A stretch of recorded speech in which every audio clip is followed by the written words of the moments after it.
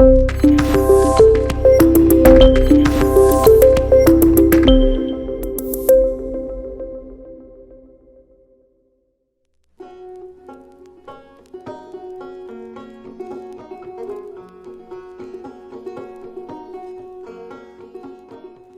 everyone, my name is Thomas Riddle, and today I want to spend a few minutes talking to you about the impact that geography can have on history, particularly when it comes to a group of people that we know as the Scots-Irish.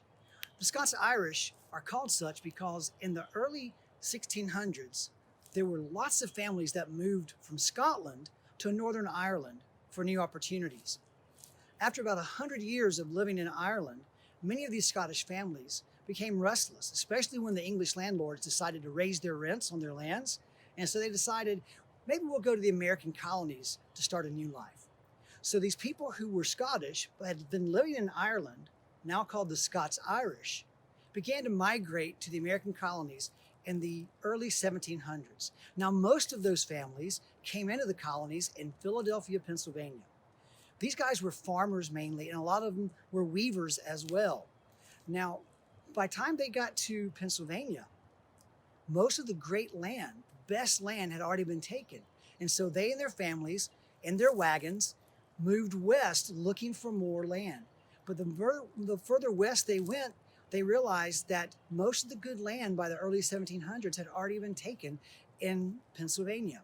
By the time they got to the Appalachian Mountains, and it was very hard to cross the Appalachian Mountains, many of these people decided to turn south and began to hug the Appalachian Mountains as they traveled south looking for more land.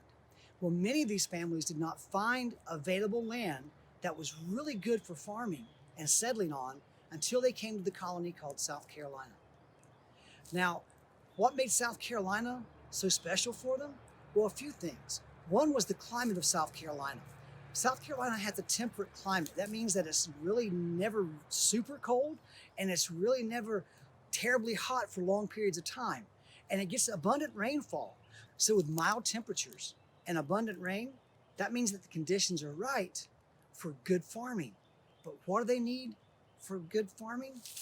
They need good soil. And South Carolina was filled in the backcountry with good soil. The challenge was that when they got here, what they often found were forests like this, very thick, and they weren't cleared. And so these families had to clear the forest themselves using just axes and saws. Imagine doing that, helping your mom and dad clear a forest like this. And they would cut down the trees, and then what would they use those trees for? This natural resource that they found here? They would use them to build. Let's take a look at what I'm talking about. So these logs that we've cut down, we would use them to build a house, log cabins that would fit together very much like this. Now, this cabin was built in the 1700s, and look how large these logs are. This is just from the heart of the tree. So you have to cut the tree down and then trim down the logs and then notch out the logs and put them together almost like a puzzle. Or if you've ever built with Lincoln logs before, this is where Lincoln logs come from. The idea for Lincoln logs come from, I should say.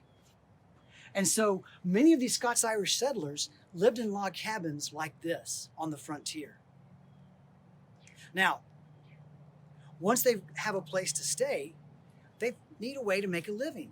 And so again, the natural resource of rich soil and a good climate means that the potential is right to grow great crops. Well, let's head to the garden and take a look. So some of the crops that they would grow in the backcountry included this right here. Do you know what this might be? It's past its season now, so it looks a little dead, but this is corn. And corn grew very well here in the backcountry. It provided food for the settlers and also food for the animals as well, forage. So we're going to step over here, and this is another very important plant that was grown in South Carolina. Not so much here in the backcountry. Sometimes it was in the backcountry, but not so much in Greenville County. This is indigo. The indigo plant would be processed into a dye that was blue, that would be used to create this beautiful blue color that was added to fabrics or cotton or denim. This was one of the first cash crops in South Carolina, which meant that it was used to make a lot of money for the people who lived here. Another cash crop in South Carolina that made people a lot of money, that grew very well here in the backcountry, was tobacco. Now, tobacco was not native to Europe, and so there was a high demand for this back in England and the rest of the European nations. And of course, you may know this other cash crop that also grew well back here, or here in the backcountry of South Carolina. This, you can't really tell what it is right now, but when it opens up, it has a white, fibrous plant, and this is called cotton. This is what cotton looks like before it opens up, and you see the white fibers inside that are taken out of this bowl to make clothes. Another plant that grew very well here in the backcountry climate is known as flax. Flax has many possible uses. You may have heard of flax seeds if your parents use them at home. Flax produces these little bitty seeds that they grow inside these pods that you can see right in here.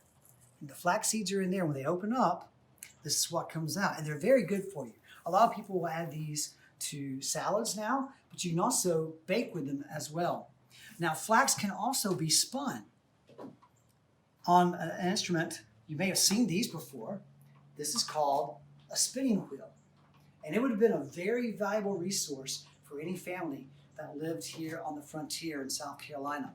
And if you grew the flax, you could spin this fine thread out of this that could be used to make things like this very fine Irish linen and other types of linen as well, a heavier linen like this. Sometimes they would also take what was called the trash fiber. It was the leftover, the not as good flax fiber, and make burlap sacks. If you've ever been in a sack race and at school field day or something, this is what you were jumping in probably. It was made out of flax. So when we talk about these plants that we just looked at, the reason that they grew so well here, again, is because of the physical geography of this area. We had very mild temperatures, abundant rainfall, and very rich, fertile soil. And with those conditions, this was very attractive land for the Scots-Irish to settle in. And so as they settled here, they could provide for themselves, not only grow plants to eat, to live, but also grow plants that they could use for trade as well. So of course the Scots-Irish would bring with them also animals such as cows. They would use for milk. They could use the milk to drink, but also use it to make butter. And they would bring sheep with them as well, which they could use to shear to get their wool that we could then spin into cloth, which is exactly what my pants are made out of. Something that would be known as homespun, because they would spin this at home.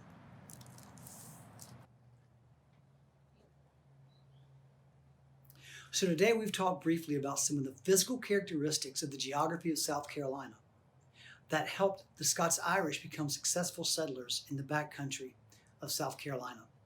We talked about things such as trees that were used to make log cabins to live in. We talked about corn that was grown for consumption to be eaten by the settlers and by their animals, and for trade. We talked about how the soil was very rich so that you could grow cash crops to trade for money. And we talked about other plants such as flax and cotton that could be used to make clothes. So the physical geography of South Carolina really had an effect on the people who lived here, including the Scots-Irish. As you go on through the rest of this year and learn more about the physical and cultural geography of South Carolina, think about how your life is affected by your natural surroundings.